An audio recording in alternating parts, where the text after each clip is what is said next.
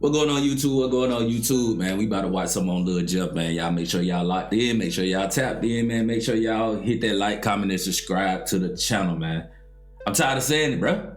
I'm tired of saying it, man. Y'all show the boy some support, man. Let's get straight to the video, though.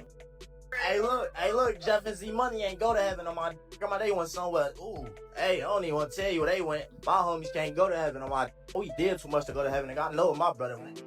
I know what my brother at. My brother, he 50 miles away. He 50 miles. He 50,000 miles away from heaven. Come on. I'm taking the school. Class start. So time out. So that was Lil Jeff saying that he know where his brother is at. So I guess he mean he know his brother is in HE hockey sticks. Y'all know what I'm talking about. He is in hell, man. You know what I mean? So for you to know that your brother is in hell and you want to take that same type of route, man, that mean that you have no care whatsoever. Because I don't know, man. I ain't even gonna go into the religious path or none of that type of stuff, man. Just make the right decisions, make the smart decisions, man, and you'll know where you're going. You know where he going, he know his brother at, so hey, it is what it is.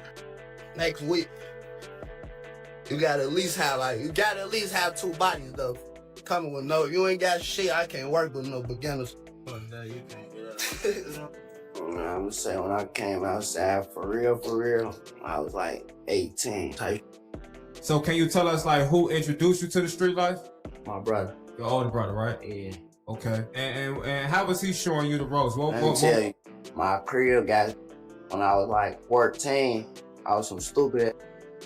The bullet that blew like right past my face. They had shot the back and the front. Then they blew the car up, set that on fire. It was busting. I ain't gonna lie, what's going on. Hey yo squad, what's the drill? Back with another video, man. Today, we're covering the crazy story of the Bloodhounds, especially Bloodhound Lil Jeff, a notorious set coming out of the Shy, and with Lil Jeff as the face of the set, things got really wild when Z Money was backdoored over a chain incident. Z Money pulled the snake move and took one of his homies' chains and claimed it got lost during a police chase, so his homie popped him allegedly. The crew split up, and ever since then, Q50 and Lil Jeff made it their mission to exact revenge for Z Money, even tattooing his name on their trigger fingers. Bodies started dropping with main ops feeling most of the heat. Lil Jeff picked up the mic and started dropping tracks with clues on hit after hit. The entire Chicago was tapped in and fans started decoding the bodies. Lil Jeff wasn't just a clout chasing rapper, he was really stepping in the streets, hopping on IG Live, claiming that he no longer has enough fingers to count his bodies. He on his toes now. Crazy thing is, not long ago, Lil Jeff and his homie Q50 would end up on a mission to get active. Jeff chased after his target, but in the process, someone inside saw what was happening and returned fire, hitting Lil Jeff over 19 times. Boy, 19 times. See, that's what I'm saying. They be having so many different stories, right? Because one thing I heard was that the dude that he was chasing down had turned around and started popping back at him, and that's how he ended up getting hit. But this story right here is what I heard more than once, which is the fact that somebody else had shot Lil Jeff, you know, once he was chasing down his op. You know, like dude just said right here in this video that he saw him, saw through the house and he came out busting at him. So, you know, and I heard that he didn't even have nothing to do with it. He thought somebody was shooting at him or his house, and he happened to come out and start shooting, and then that's how Lil Jeff ended up losing his life. Now, what is, you know, it's 100% accurate. I ain't 100% sure, okay? But that's what I heard, and I heard this story more than once. Jeff's homies, Q50, returned fire and managed to take Lil Jeff to the hospital. And after all that, karma still caught up with him and he lost his life. The story doesn't end there though, because his homie Q50 allegedly unlocked Revenge 2.0 and hit them streets hard. And you gonna need to lock in if you break down the whole story. Nobodies. So without further ado, let's skip the play and get down to business. The block where Lil Jeff was putting in work, what they call Drill City, got mad history on the east. We're talking about 79th and Maryland, a hood that came up out of what the OGs used to call Lawn City, a huge territory stretching from 78th all the way down to 83rd. Back in them days, Lawn City was GD territory for real. But when them big gang structures started falling apart in the 2000s, the area broke down into smaller sets with their own identity. Drill City got its name when Chicago's drill scene was blown up. One of the first mixtapes to ever drop in the drill wave was called A Day in Drill City by Fat Smack back in 2010. just to show how deep this area was connected to the birth of drill music. The shorties from there claimed bar nothing crazy, basically saying they was renegades who wasn't following nobody's rules but their own. The Bloodhound crew started forming in the early 2010s, bringing together members from different sets like Drill City, Chris World, MTV 079, and 400 East. J Boogie, Jeff's big bro, was one of the original Bloodhounds, rolling with JB Bin Laden from 400 East and other respected members. These dudes built the rep of getting busy in the streets, catching bodies and letting it be known they wasn't playing. J Boogie kept getting booked through the 2010s, doing bid after bid. By the time Jeff hopped off the porch around 2020, the Bloodhounds was already certified as one of the most feared crews on the east side. So Lil Jeff jumped off the porch in 2020. So that means that he ain't have too long before he ended up getting killed anyway. Because if you jumped off the porch in 2020, it's 2025. And he died, a year, maybe two ago, I want to say. So he ain't had nothing about 2 years of experience with being a savage out in the street. Man, look, it's probably why, hey, let me not say it, because I don't want no smoke. But yeah, man, that's crazy work stuff. They was mainly cool with the sets like MTV 079 while beefing with hard rival sets like 8 Trey Mob, Evans Mob, and Hit Squad. The younger generation of Bloodhounds included Jeff, Q50, Vert, and Jeff's cousin Z Money, who were making major noise in the streets. Unlike a lot of these new rappers who claim they was with the business after they blew up, Jeff came into a crew that was already applying pressure. The Bloodhounds had been terrorizing ops for years before Jeff even touched the mic. When he finally did start rapping, Shorty was already moving like a demon in these streets. Around that time, You was doing the Soulja Boy I was shit. trying to play basketball.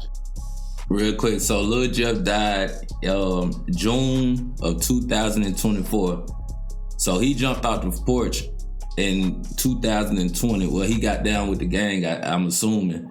And that was in 2020, and he passed away in June 2024. So he only had approximately about 4 years, maybe something like that, before he started, really getting deep off in the street. So he really didn't know all the outcomes of what could happen. You feel me? That's why I feel like he got caught lacking, like chasing down somebody and ended up getting hit by basically a random person, because like I said, I heard that the guy that shot him ain't have nothing to do with what he had going on or his op that he was chasing down.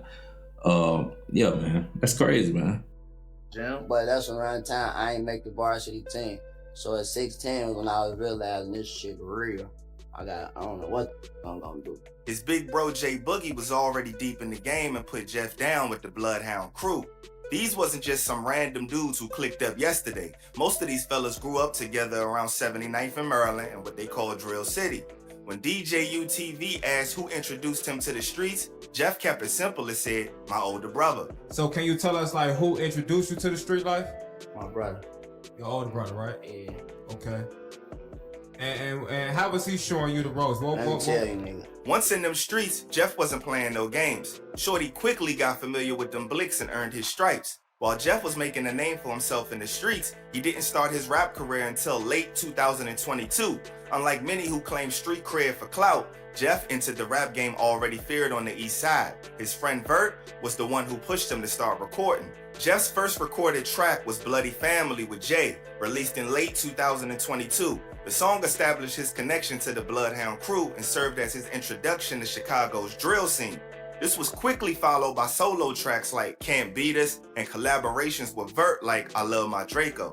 Everything changed for Lil Jeff in March 2023 when his cousin Z Money got hit up. Z Money was gunned down on the 1300 block of East 79th Street, catching over 29 shots according to reports.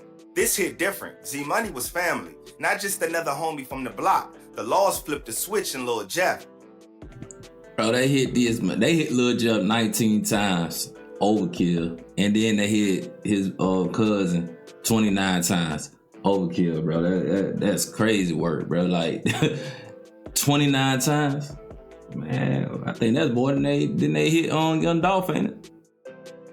Z Money's passing, Jeff and his boy Q50 both got Z Money tatted above their eyes and on their trigger fingers. This was a constant reminder of who they were sliding for. The streets was watching and they knew what was coming next. What made the beef especially wild was that Drill City and Trap City had been allies for over a decade.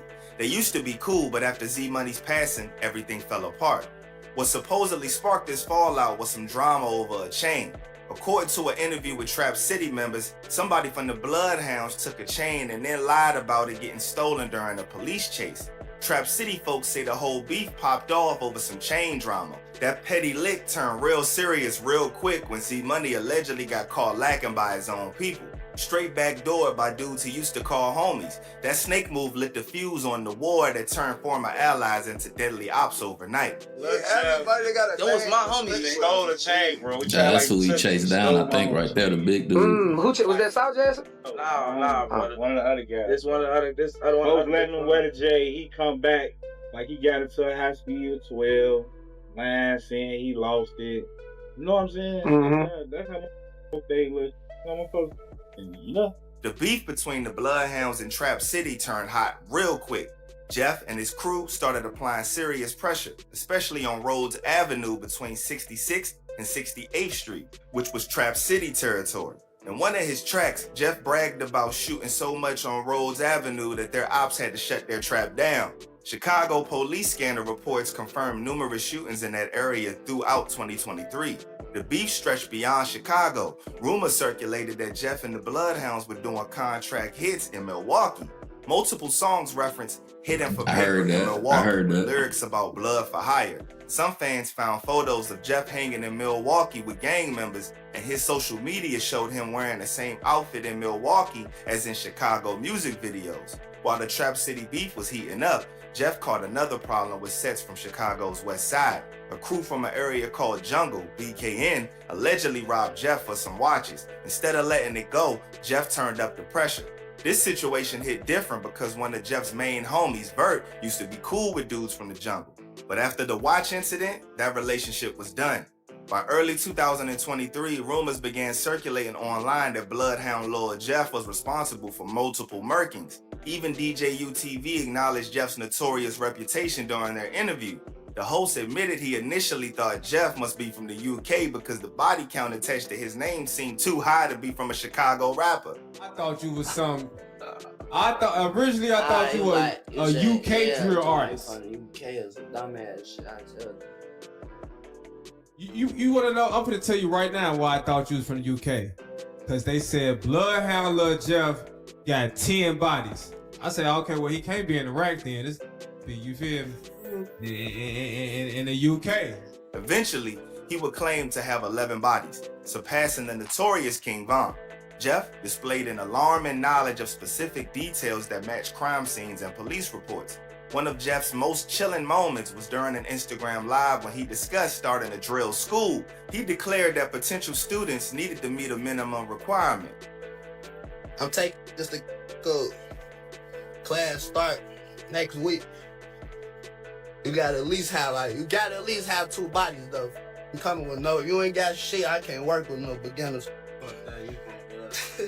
The most well-documented case allegedly. My boy said that he is teaching class on how to catch bodies. And if you ain't got more than 2 bodies, or 2 bodies at least, you can't sign up for the class. Man, you don't get up out of here, bro. Don't nobody want to take no class on how to... Man, no. Tied to Jeff was the June 2023 murking of Lil. Lil was a 19-year-old member of Trap City who was hit up while sitting in a rideshare car in Chicago's Little Italy neighborhood near the University of Illinois campus. According to reports, somebody approached the vehicle and fired multiple shots through the rear passenger window. Chicago police investigating yesterday evening.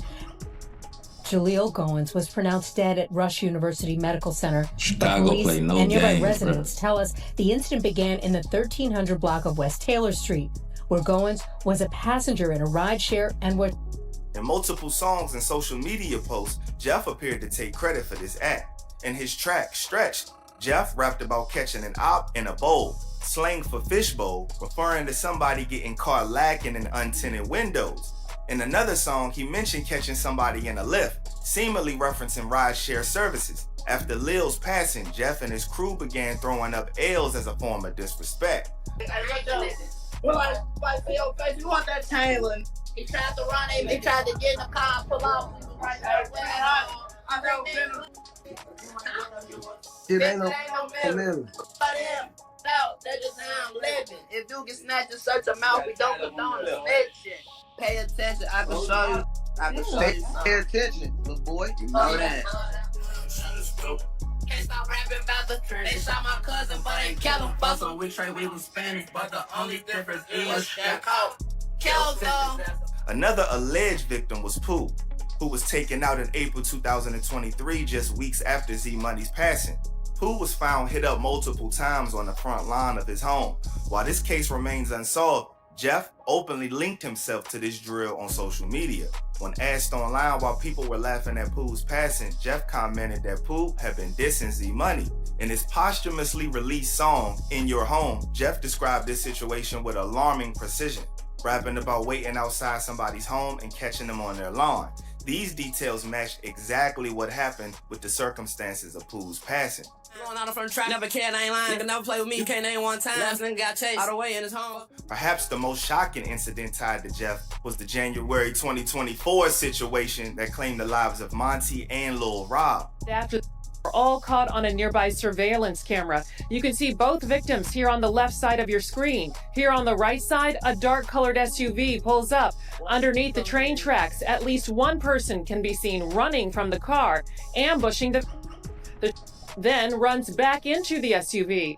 The driver taking off south on Wabash and then turning west on Madison.